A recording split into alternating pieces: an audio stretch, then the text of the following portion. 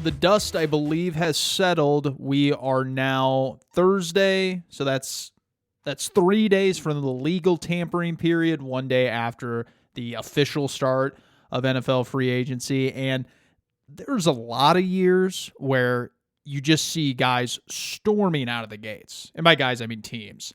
And this year didn't really have that. There was nobody that was just throwing money left and right. The Broncos spent a lot of cash, which didn't quite anticipate. Some teams do that. Some teams you always expect it to happen when you see money like the Bears, albeit they haven't spent that much money so far. They've spent some. Obviously got the number one pick. But there hasn't been just that out of nowhere or even just that head-turning number that has been spent in free agency from one team. And that's okay. There's still been a lot of action, but the main things have yet to actually been official. That's Lamar Jackson returning to the Ravens or going to a new team.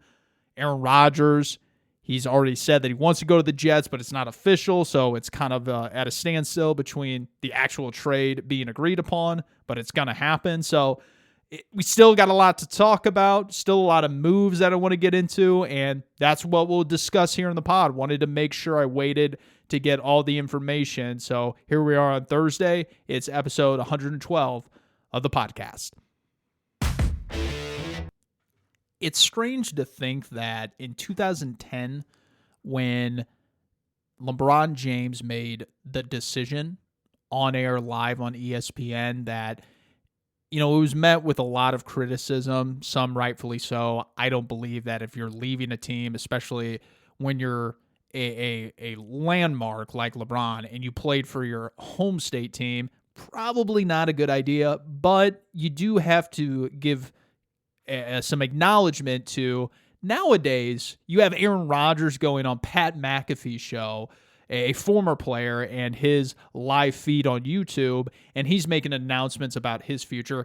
Very different worlds between 2010 and 2023, and granted, it's 13 years. It's really weird to think about. I recall the decision getting to my hotel room in the middle of nowhere, Indiana, with my travel baseball team. I believe it was July, and you got LeBron James saying he's going to team up with Bosch and Wade, and that was a lot of fun, actually. I know a lot of people hated LeBron for that. Seems like LeBron's now loved by just about everybody. I always thought LeBron, the villain, was kind of the coolest version of himself.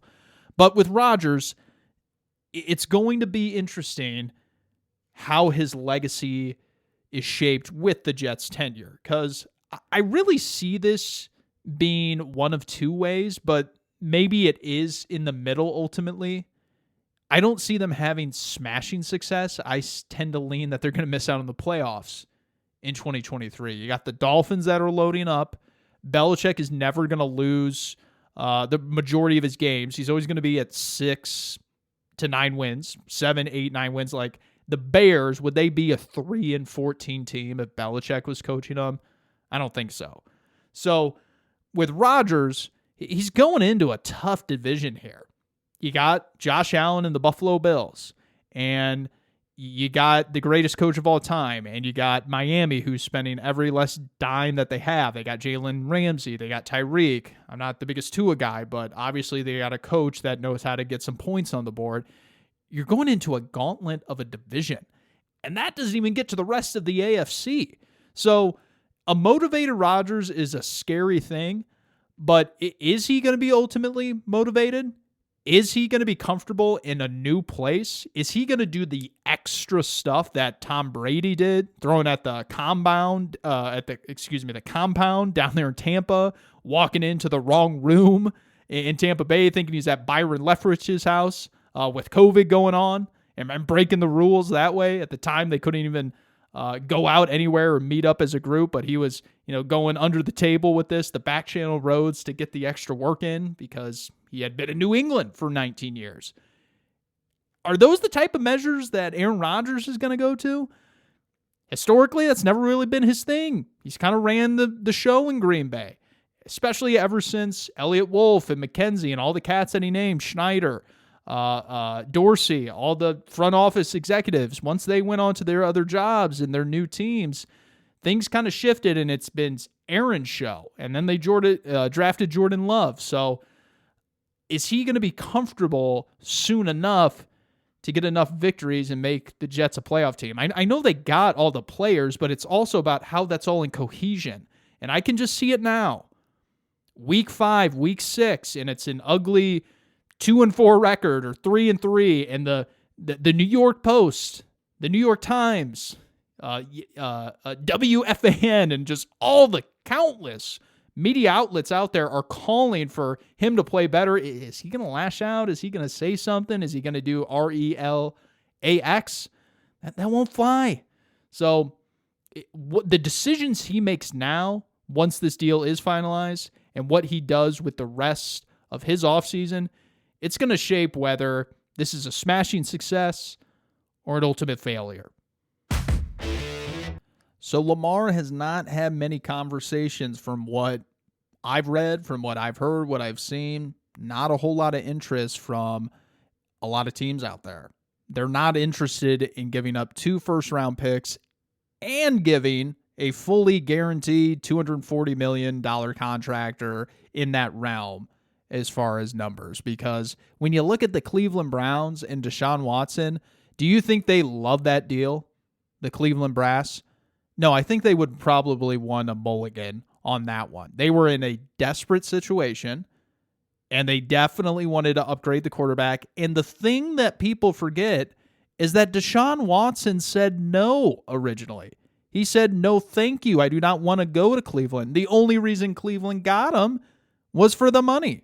And it sounds like that's kind of a similar story with Aaron Rodgers. The only reason he probably went back to Green Bay was for the money. He got $150 million guaranteed. So it's a lot to ask an organization for any player. I think maybe the only one, Patrick Mahomes, would be worth 2 first-round picks and a fully guaranteed 234-year deal. Lamar is living in a fantasy world, and he's an excellent player. I think Baltimore should pay him, and I think all roads ultimately lead back to the Ravens because no team is willing to go that route with him. He's a spectacular player. He deserves a second contract, but he's looking at this the entire wrong way. The Browns are a clown show of a franchise. Deshaun did not warrant that type of deal. And every quarterback thereafter, Kyler Murray, Russell Wilson, I think there was another one in there. Anyone that signed a contract that was quarterback after that, they didn't get a fully guaranteed deal. So you're not getting it either, Lamar. The surface level analysis of I'm a better guy, I'm a better player, I'm a better teammate, so I deserve more than Deshaun, that's not enough. Teams do not look at it that way. And I see all this thrown around on the internet as far as he deserves it. What do you mean deserves? You deserve what you negotiate. You think you deserve a number? Well, if a team's not willing to give it to you, why do you think you're entitled to it? That doesn't make any sense. You're only as good as what you can bargain for. And right now, you're bargaining with your mom and yourself, and you really should hire representation so this can get done.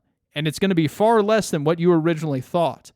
And you could be in a great situation, and when you sell out for the money, that's oftentimes where you find yourself not in the best of place from a personal standpoint with football. Look at Russell Wilson. Look at Aaron Rodgers. They've moved off teams. They've had to dump situations from head coaches, from general managers, franchises. When you sell out for the money, it's never a good move. Look at Tom Brady, who's had the most stellar career at the position. It's obviously not in the best of places when you talk about the calendar. The World Baseball Classic, it clashes with spring training for its sport, baseball, and then NCAA March Madness, which we got the first day of as of this recording with the tournament. So the WBC happens every 4 years. I've enjoyed it quite a bit. Maybe it will never get to the level where it actually overtakes what else is going on. But if you're a baseball fan, this is definitely something you're into. Much like myself, I am really into all the different countries full of major league players, along with some AA, single A guys who otherwise would not get that opportunity yet to compete against major league talent because they wouldn't be good enough on their MLB franchise. But because they've been separated by country, you see guys for Nicaragua and Colombia and Venezuela. They're able to compete because they need natives from the homeland.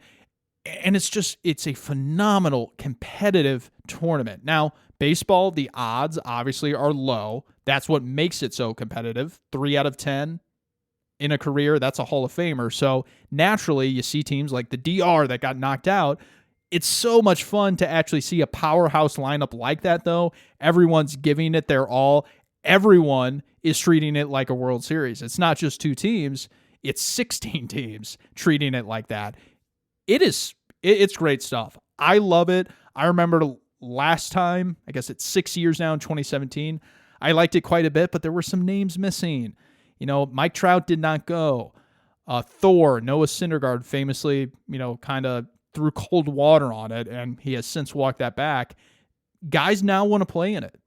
Everybody's desperately wanting to do it. The Yankees pretty much said none of their players are going, so that's a shame. You don't get Aaron Judge playing for the Americans. I really think that this can be up there amongst the global tournaments as far as just popularity. It's going to be a World Cup style thing. Will it overtake that? No, but it can one day. It's a very young idea. It's a very young exercise. It's only been around since 2006. So I think the more you get it on TV, the more you actually have talent amongst these other clubs. Yeah, you see even the Netherlands, you have Japan coming over, who obviously we're getting more and more talent, and you got Ohtani, who's going to be in the league for 15 years. And then now Cuba is allowing their major league talent to play for their team. It's only going to make it better.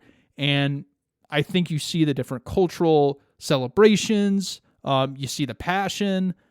Love it. And I think the WBC is just hitting its stride, and I'm going to be watching every inning that I can until it's over.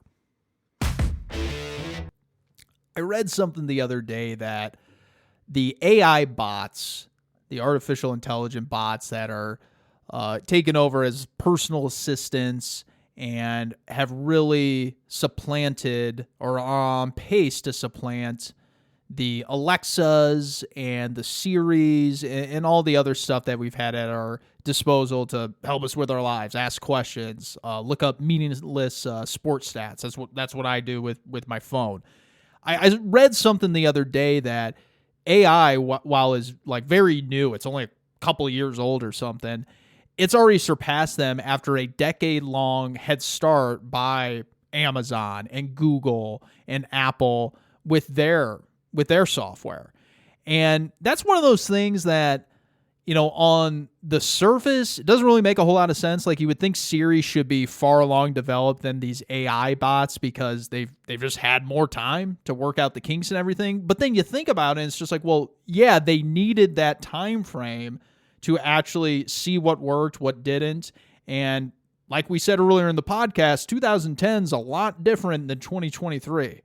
It just is. We're a far less patient society. We need instant results. We're not going to be okay with average. We need you to deliver, and excuses, those are out the window. It's just the way we work, for better or for worse. And I got to thinking with the Raiders and Jimmy Garoppolo, at first you think, oh, makes total sense. He was drafted in New England. Josh McDaniels was the coordinator there. They worked hand in hand for 4 years or whatever it was, and now they're back together. But it also doesn't really make a whole lot of sense because you have Devontae Adams, and he's a deep ball threat, and he can run any route on the field.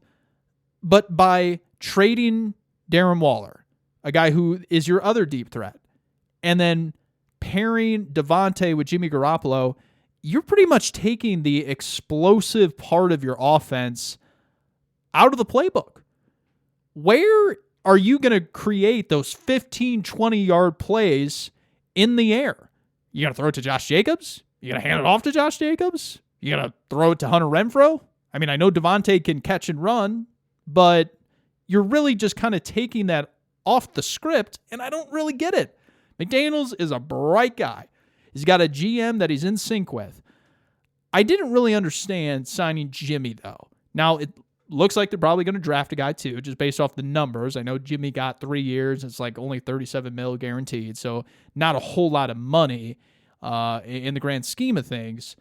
But it was a curious move, and I'm not saying it's going to be a failure, but I don't think it really bodes well for Davante Adams and him taking the top off the defense, Randy Moss style. I don't see it happening. And Waller, that one, I'm a little bit more okay with. The guy hasn't been available. He hasn't played like a Pro Bowl player. It is a supreme talent that you are offering away for a third-round pick, but that does make some sense. So it's a little strange to see them go this way for quarterback, but McDaniels, he's a bright mind. He does have a lot of urgency, though, just from a perceptive position. He's got to start winning some games, because between his first year with the Raiders and how his Broncos tenure ended, he is not looking good on the outside. So a lot of injuries piling up despite none of their guys being in the WBC. You got Carlos Rodon that's going to miss some time, 6 weeks I think it's going to be, to start the season. Harrison Bader, Lou Trevino, some other arms as far as Tommy Canley. The Yankees got a lot of injuries piling up. They're looking thin to start the year. And then just in a matter of days now, including Edwin Diaz in the WBC, he's going to be out for the year. The Mets don't have their closer. Jose Quintana, who is the Game 1 starter for the Cardinals, he's going to be out. So the New York baseball clubs, they're in trouble to start the year. Now, the one that I think is best suited to sustain this is the Mets, because you got a couple of horses, and Scherzer and Verlander, are they older? Yes, they're defying age. And I shouldn't even say defy. They know how to build up and keep themselves stamina-wise ready for the season. So I don't worry about them, even though overall their rotation is pretty old. I'm pretty sure their average age is in the mid-30s. Now, I think it is going to be a blow missing Diaz, but they will sign another guy, maybe like a Ken Giles or even a Zach Britton to the Mets bullpen. So I think they'll spend some money there and get another arm that's capable of being okay. So Adam Ottavino, he'll step in along with Brooks Raley. The Yankees, however, this is not good. They have good starting pitching, probably the best 5, but they lack depth. In their minor leagues, you have nobody at the AAA or AA level that can step in outside of Clark Schmidt, but he's going to be on the big league roster. Outside of that, there's nobody that can step in and give you power innings from the get-go. This is the AL East. You're going to have to be on your game from April through September. You got the Blue Jays. Boston is always going to look to rebound. That's not a losing franchise. They're not just going to be okay piling up losing season after losing season. They're going to look to bounce back. The Orioles obviously want to take a step forward. And you got the Rays along with it. So it's a situation here where Brian Cashman might have to make a move. And he might have to make a move in spring training or early April, because right now, internally, I don't see them being able to cover innings if this trend continues. So finally, it looks like the tenure of Paul DeJong might be coming to an end. I know the Cardinals, they don't pay guys to go away, and he's got a salary that is out there, but I hate to say it because it is a guy getting injured, and Paul DeJong has been nothing but a good ambassador and a good sport despite all of his struggles. He had a 33% strikeout rate last year, batted .157. I think he's kept a pretty good attitude throughout it. It's pretty easy to lose your cool in a situation like that, especially when you got a team covered like St. Louis. There's always going to be questions about every player on the roster. But he's now hurt again. He's had the elbow thing or the arm fatigue. Now he's got a back that's keeping him out. He wasn't in the lineup today on Thursday. It's time for the Cardinals to bite the bullet and cut him. Let him go. He needs a fresh start. I don't think hearing the same voice or the same voices in the Cardinals organization is going to help this guy anymore. It's a sunk cost. You also have Mason Wynn, who you want to get everyday at-bats to at some point in 2023. Tommy Edman is now back from Korea with the World Baseball Classic. This looks like the beginning of the end. And I know it was never really trending in the right direction that he would be a big contributor in 2023, but we knew coming in from the offseason that Paul DeJong was going to be on this team. This starts to feel like it might be shifting things because he now has another ailment. So I hope the best for the guy. It is really strange. In 2019, juice ball year, he had 30 home runs, so maybe he just never really was quite that player. But it's kind of like Matt Carpenter. Matt Carpenter rebounded, but it was an absolute cliff that he fell off before he left the Cardinals. So sorry for Paul DeJong, but there are more opportunities out there for the Cardinals to be better at the position. Additionally, Jack Flaherty, he's pitching, and we have seen some sights of the old Jack Flaherty. Again, this is a guy that just needs to focus on pitching. I see too much in the last couple of years. There was too much talking about what was going on in the world socially, politically, talking about the commissioner and the labor negotiations. Let's get away from that. Let's get back on the mound. Let's try to be an ace again, because if he is an ace, that is a big time difference maker for St. Louis, because right now they got a lot of guys that are capable, a lot of guys that are not going to be flops on their pitching staff.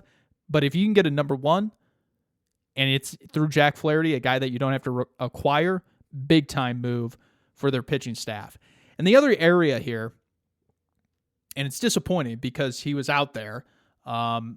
What's his name? He's pitching for Oakland and the Cubs, the guy with the mustache. He's now on Arizona.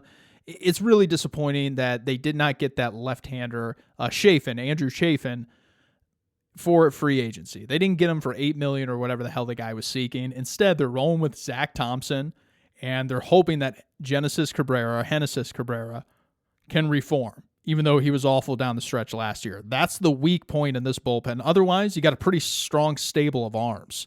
And you got Gallegos that hopefully can speed up on the mound, because the pitch clock is going to be a huge factor for him. But that's the one point I look at here. There just is not that tough lefty that you can get to. And remember, it's American League this year. You play everybody. So it's really double the amount of left-handers that you're going to see. And I just think about all the guys that bat left-handed in the American League that you're going to have to face. You need a power arm or a difference maker down there, a guy that can get a lot of strikeouts. And I just don't know if they have that on this current staff. Thanks so much for choosing the show. It's the podcast at gmail.com, where you can get a hold of me if you have any questions, or at Pete4C. That's on Twitter, where you can get a hold of me that way. And if you want to get on the show, 816-226-7483. And remember to follow and subscribe, and tell your pals about it. Tell your enemies about it. Tell everyone about it. We come out weekly, talk NFL football, even WBC. And we'll talk some NCAA hoops if we got to. I know the Missouri Tigers, they're rolling. They got a win against Utah State, and they got Princeton, who just upset Arizona. We got the Tigers back on the hoop scene. First time since the Frank Haith days. Good grief. And we'll just be continuing to talk sports. So thanks so much for tuning in. See you next week.